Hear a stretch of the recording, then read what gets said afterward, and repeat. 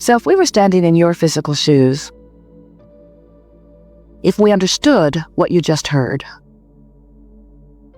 we would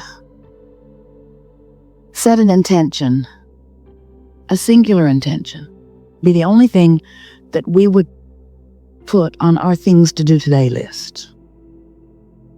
I'm going to feel as good as I can feel, as much as I can feel it, as long as I can feel it. Which means we would not be facing a lot of the reality. We wouldn't watch cable news because there's nothing there that resonates with who you are and what you really want. Oh, it's informative, reaches all around the world. And a lot of people feel that they need to be informed of what they do not want in order to protect themselves from it.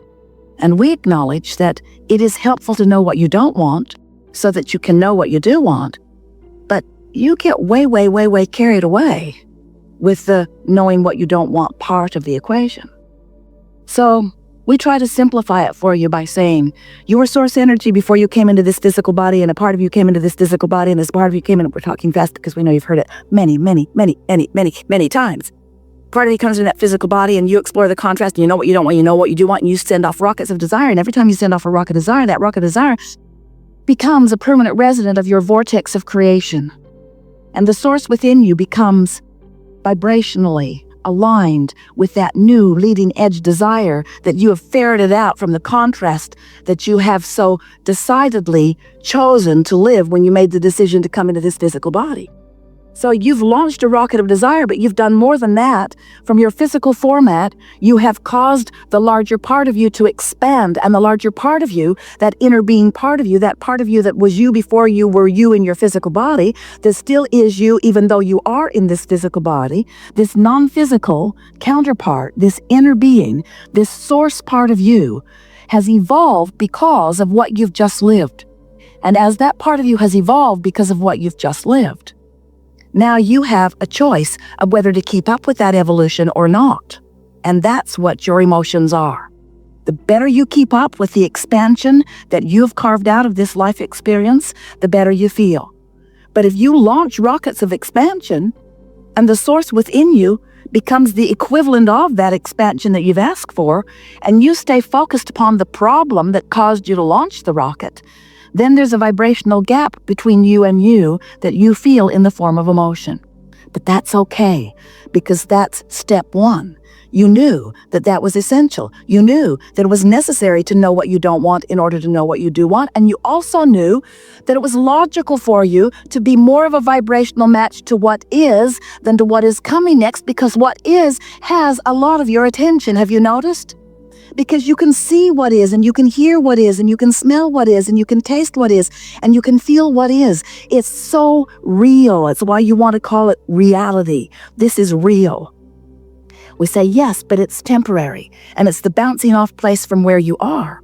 So if you sift through the real reality of what you are living, and you look for the best parts of it, and you hold the best parts of it as your object of attention, so that the vibration that you are offering chronically is about that, then your point of attraction allows you to receive more and more and more and more and more of those things that you have been asking for. So for a while, we've been telling you about step 1, step 2, step 3. Step 1 is you sift through contrast and you ask. And step 2 is, since you've launched that rocket of desire, source has become the equivalent of it. In other words, when you ask, it happens immediately, what you ask for. But step 3 is, you have to find a way of not just for a moment, not just for a flash, not just in an odd moment of influence by someone else, but you have to find steady, chronic resonance with what you're asking for. In other words, you can't want more money and feel resonance with lack of money and get more money.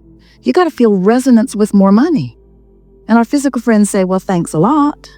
Give me some money and I'll resonate.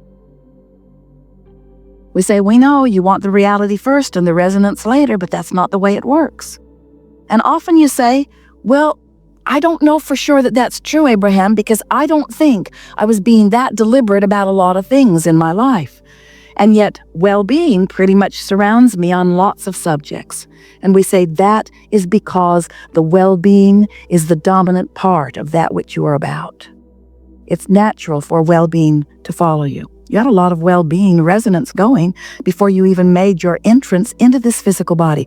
That carries you, it does. But when you become deliberate about your vibration, when you deliberately offer your thoughts because you care about that resonance, now you're really cooking. Now you are a deliberate creator. Now you have so much control about what happens around you. And now, and only now, does life begin to really be pleasurable for you, because it takes all of the mystery out of it. It takes all of the chance and luck stuff away. It makes you understand that you can find a position after you've sorted through life, and you can deliberately hold to that vibrational position, and law of attraction will support that position with manifestational, actualized, see it, hear it, smell it, taste it, touch it, evidence. So we like it that you want to be the deliberate creator of your experience, because whether you know it or not, you are the creator of your experience.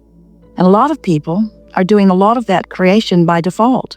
They're just offering vibrations all over the place, and law of attraction is responding to it, and they like some of it and they don't like some of it. But the point is, they talk about all of it. So as you're talking about wanted, that's good. But as you're talking about not wanted, not so good, because all of it practices a vibration. And sometimes without even meaning to, you practice a vibration that causes that step 3 part, that allowing part, not to happen. Oh, you want it. You want it so much. You want it so much, and Source has delivered it so fully, but you're not seeing it. You're not realizing it. It's not evidential to you yet because you're vibrationally off signal. Esther and those back at the office in San Antonio had a really wonderful experience in the last couple of months, because there's a beautiful water feature there. It's man-made.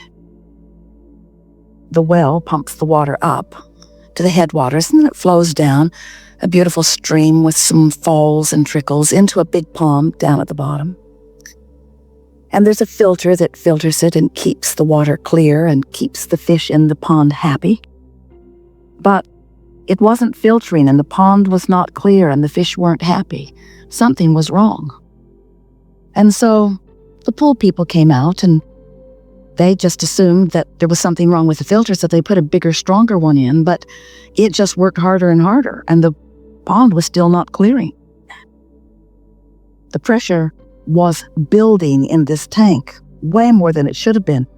Esther went into the pump house and didn't want to stay because it felt to her that that pump was about to blow up, and she didn't want to be in there with it when it did. She could just feel the strain in its efforting to get the job done, but there was something that was keeping it from doing its job.